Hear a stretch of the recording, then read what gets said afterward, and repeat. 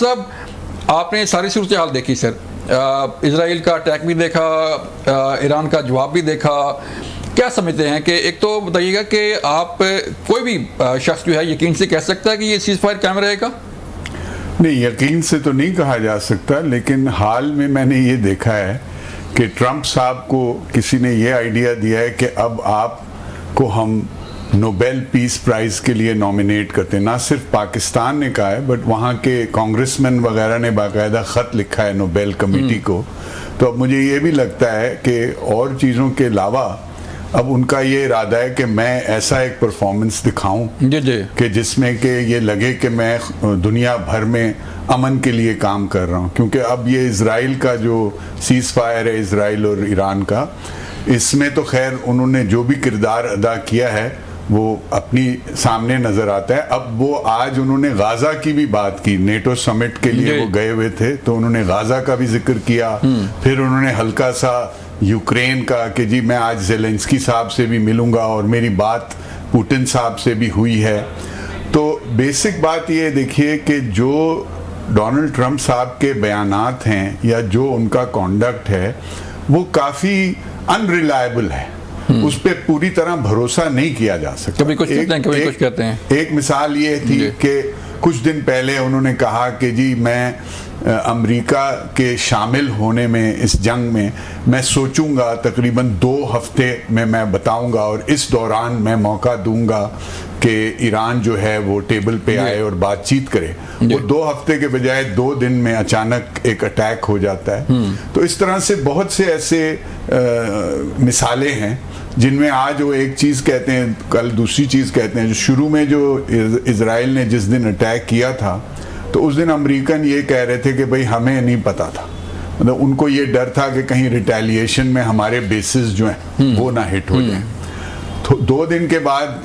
Donald Trump صاحب نے کہا کہ ہمیں پتا تھا اور میں نے گرین لائٹ دی تھی۔ تو یعنی آپ اس چیز پہ بھروسہ نہیں کر سکتے۔ اب جہاں تک سیز فائر کا تعلق ہے، دیکھیے اس میں 1-2 وجہ اور بھی ہو سکتی ہیں۔ مثال کے طور پہ جو اٹیکس اسرائیل کے اوپر ہو رہے ہیں اور جو وہ ان کو کاؤنٹر کرنے کے لیے اپنے ایسٹس استعمال کرتے ہیں، جو ان کا ڈیوڈ سلنگ ہے یا ایرو 3 ہے یا آئرن ڈوم ہے، وہ بہت حد تک ڈپلیٹ ہوتا جا رہا ہے تیزی سے۔ اور اس میں امریکہ یہ دیکھا گیا کہ امریکہ ان کو تیزی سے سپلائی کرنے کی کوشش کر رہا تھا، لیکن یہ بھی دیکھا گیا کہ کچھ ان کے ملٹری پرسنل نے یہ کہا کہ اب ہم یہ ہتھیار جو ہیں یہ کم سے کم ہوتے جا رہے ہیں۔ اب جہاں تک ان کا ریپلینشمنٹ یا ان کو پروڈیوس کرنے کی بات ہے، ایک بڑی دلچسپ چیز یہ ہے کہ ان ہتھیاروں کے کئی کمپوننٹس ایسے ہیں جو چائنا میں بنتے تھے، اور چائنا نے جب سے یہ ٹریڈ وار ہوئی ہے چائنا نے ساری ایسی سپلائیز جو ہیں وہ بند کی ہوئی۔ تو میرا کہنے کا مطلب یہ ایک وجہ یہ بھی ہو سکتی تھی کہ وہ زیادہ سے زیادہ جو میزائلز آ رہے تھے جن کو شروع کے دنوں میں زیادہ روکا جا رہا تھا، اور بعد میں آپ دیکھیں کہ اگر 30 میزائل داغے جاتے تھے تو اس میں سے 10-12 جو ہیں وہ اپنے ٹارگٹ کو ہٹ کر رہے تھے۔ تو اس کے ساتھ ساتھ یہ تھا، جیسے آپ نے بھی فرمایا اپنے انٹروڈکشن میں، کہ اسرائیل کی پبلک جو ہے ان کو یہ بالکل عادت نہیں ہے کہ ہمارے سروں پہ آ کے بم گر رہے ہیں، میزائلز گر رہی ہیں، آگیں لگ رہی ہیں، بلڈنگیں ٹوٹ رہی ہیں۔ یہ چھوٹے موٹے حزب اللہ کے جو راکٹ ہوتے تھے یا کچھ لوگ جا کے کسی بس کے اندر دھماکہ کرتے تھے، تو یہ بھی ایک پریشر ہے، یہ ساری چیزیں۔ لیکن آپ نے جو سوال کیا کہ کیا یہ سیز فائر چلے گا، قائم رہے گا، جہاں تک ایران کا تعلق ہے انہوں نے تو کہا ہے کہ اگر اسرائیل کوئی اس میں وائلیشن نہیں کرے گا تو ہم بھی ہرگز نہیں کریں گے۔ تو یہ ہے صورتحال۔ جو ایران کے انٹیلیجنس فیلئر کی بات ہو رہی ہے، 700 ایجنٹ بھی پکڑے گئے ہیں، اور صورتحال وہاں پہ یہ ہے کہ ہر گلی کوچے میں آپریشن کی فضا ہے۔ تو ایک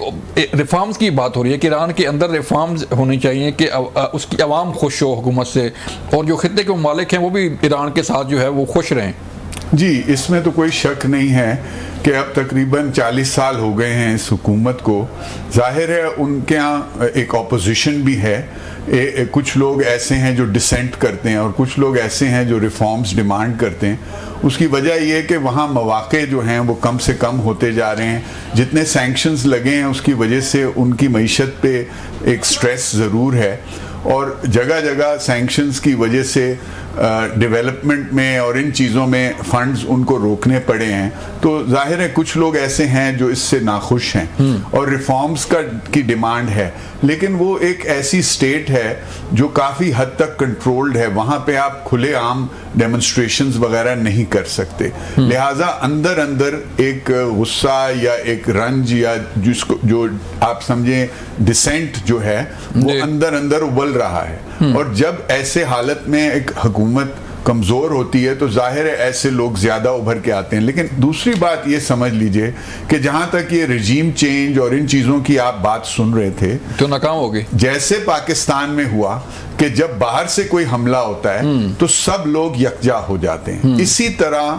ایران میں بھی جو پبلک ہے آپ کسی سے بھی پوچھ لیجئے کہ سب کے سب یونائٹ ہو گئے کہ ہم پہ حملہ ہے، باہر سے حملہ ہے، ہمارے دشمن کا حملہ ہے، تو اس وقت ہم یہ ان چیزوں کے بارے میں بات نہیں کریں گے۔ البتہ اب جب جنگ ختم ہوگی تو اس کے بعد یہ ساری وہ سارے جو ہے وہ چیزیں ایڈریس ہوں گی۔